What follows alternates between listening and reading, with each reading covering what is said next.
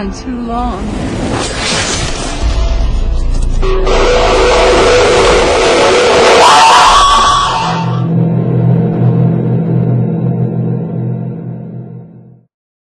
Before we get started here, how you doing?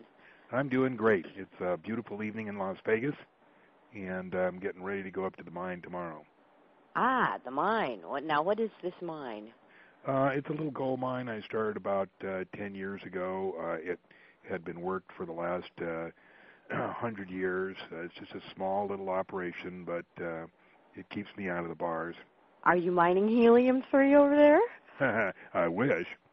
Yeah, be your own helium-3 baron, as Ron Zorgon puts it. Yeah, I wish. Go ahead. Hey, there?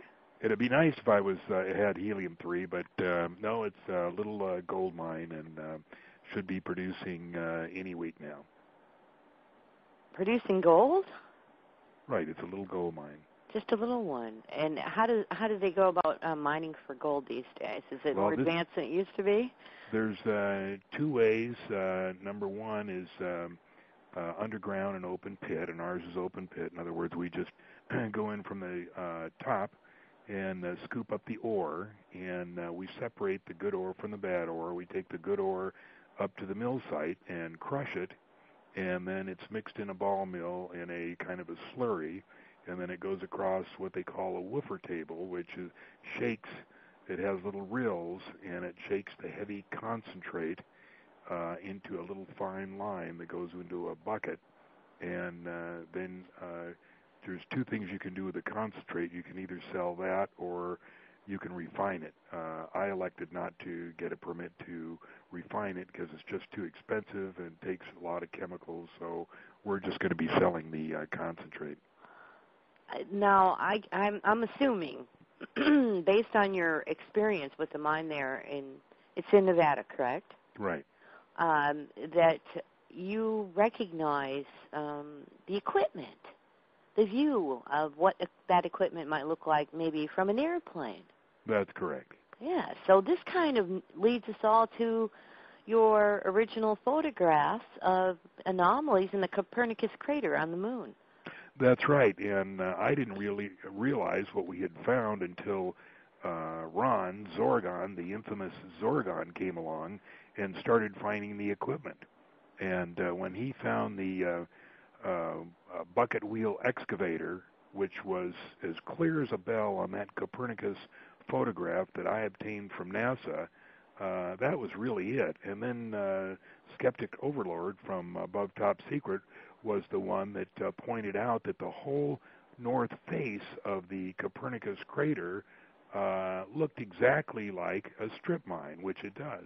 Okay, now that, just to clarify for the audience, Above Top Secret is abovetopsecret.com. It's a website on the internet where you can go and discuss various issues, political, fringe, scientific, religious, and they try to maintain a fairly serious environment. And that's where we all met to discuss these topics originally, and that's what John was referring to. Anyway, so Zorgon was the one who pointed this out to you originally. He was the one. He was the one that I posted the photographs, and they were posted through the owners of Above Top Secret. I had mentioned that I had these photos, and they were too big to send over the internet, and so I mailed them by CD. And they put 5 of these photographs that I obtained from NASA up, and they're extremely clear. They were sent to me probably by accident because they were sent to me in the original Lunar Orbiter format. Lunar Orbiter, as you know, was the series of 5 satellites that we sent to the moon between 1966 and 1967 in order to survey the landing spots that Apollo was expected to land. And what they needed is very high resolution so that they could see exactly where Apollo might land. And so they took thousands of photographs, and they have released them to the public in various different formats, but the original format that was processed on the spacecraft itself was 16 by 20 negative. And I ordered one of these, or I ordered 5 of them from NASA, and one of them was the crater Copernicus. And when I got this, I expected, a positive and maybe, 8 by 10 or something like that. But what I got was a 16 by 20 inch negative, and this was like in 98 or 99, 1998 or 1999, and I had no way, and there was no way in Las Vegas to print a 16 by 20 negative. So it took a few years before the technology was to the point where somebody could actually show me a print. I got that done, I think, in 2003 when the technology got that far in Las Vegas. I could see a print, and I looked at this thing, and it was fantastic. I mean, there was obvious plumes of vapor or smoke. There was a house or building. There was all kinds of little things. And so I had that photograph for, maybe a couple years, and then finally I decided to put it on the web at Above Top Secret. And the photograph that I'm talking about was Lunar Orbiter, and I forget the number, but it was scanned in 4 different sections so that we could get the maximum resolution as possible. And when that went on Above Top Secret, first there was a little bit of skepticism, but then Ron and a few others started finding an amazing amount of artifacts. They found buildings, they found the bucket wheel excavator, they found other buildings, they found all kinds of things. It was really exciting. I think this happened in September of 2006, and it went along there. Everybody was finding all kinds of things. And then I remember December 4th was my birthday. I was 64 years old, and this was just a few months ago. And I remember the date because I remember sitting at my desk, and I had an old NASA book called, it was SP-246, and it was Lunar Orbiter Photos, or it was photos of Apollo 8, 10, and 11. And I thought, I wonder, those photographs were taken before NASA really got into its mode of airbrushing everything out so the public couldn't see what was on there. And so I remember taking the one photo, and I think it was Lunar Orbiter 1 2089, I'm not sure which one it was, put it in the scanner, scanned it, and put it up on my image program, and and it was, of course, a picture of the backside of the moon, and just remember how exciting it was to see the city there. I mean, it was absolutely obvious that there was buildings, there was giant tubes, there was what I call the spaceport, just all kinds of things, and it was just fascinating to see those kind of things. So then I started taking all the pictures of the far side of the moon and scanning them and sending them to Ron and yourself.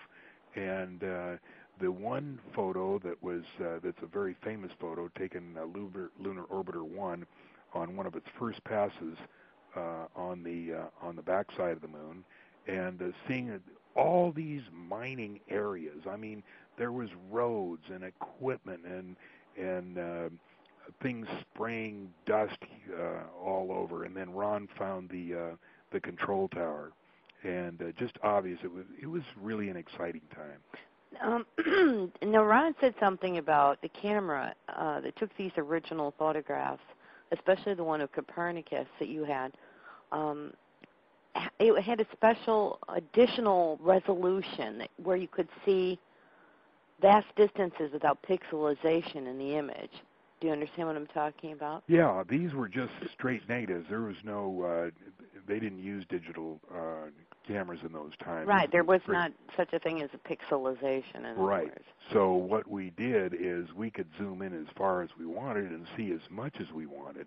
And what NASA did in those times, they couldn't mess around with the digital portion of the photographs. So what they had to do was airbrush. And what they did when they wanted to cover something up is they put on what they call white ejecta.